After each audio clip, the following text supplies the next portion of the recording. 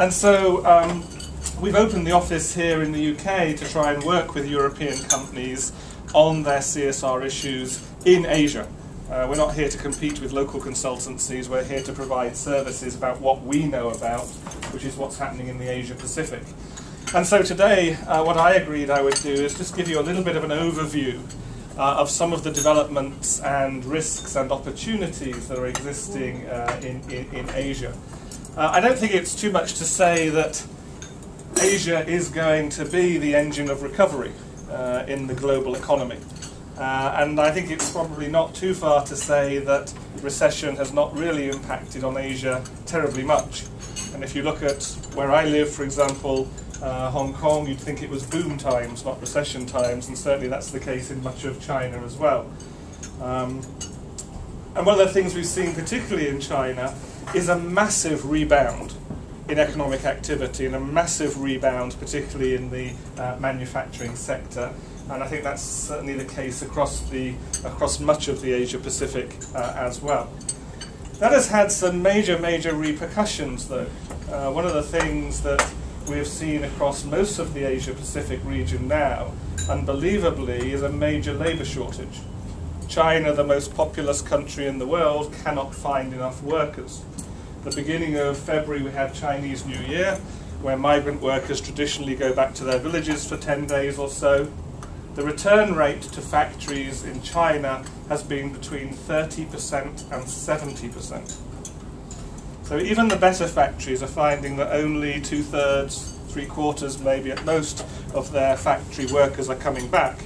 And factory owners and managers have had to find quite innovative ways to try and get their workers back, including, for example, offering them bonuses if they come back after the new year, and if they bring another worker with them, doubling those bonuses, for example.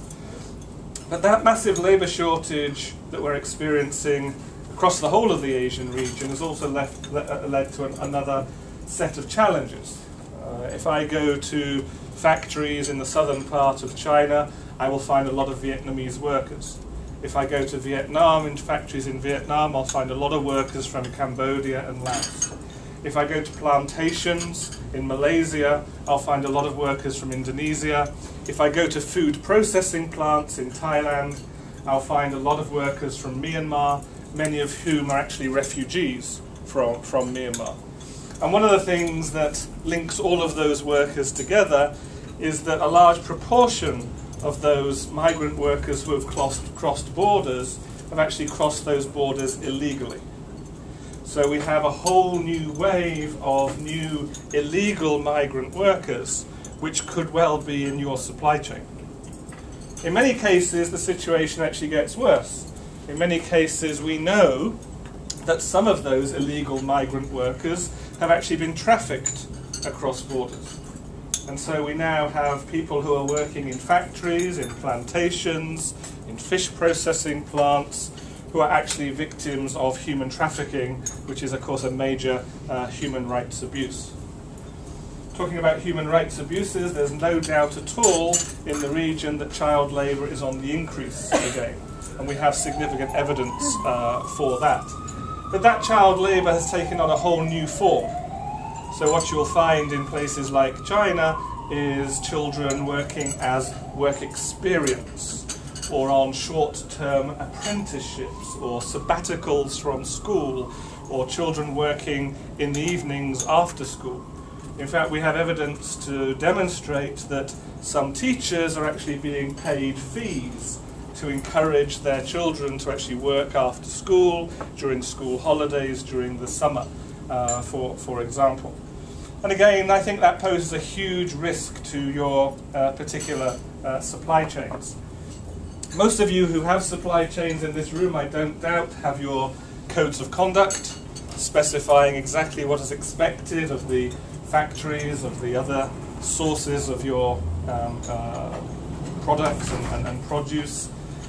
And most of us in this room will recognise that codes of conduct are necessary but not sufficient to ensure that labour standards and human rights are protected. We know that many factories cheat.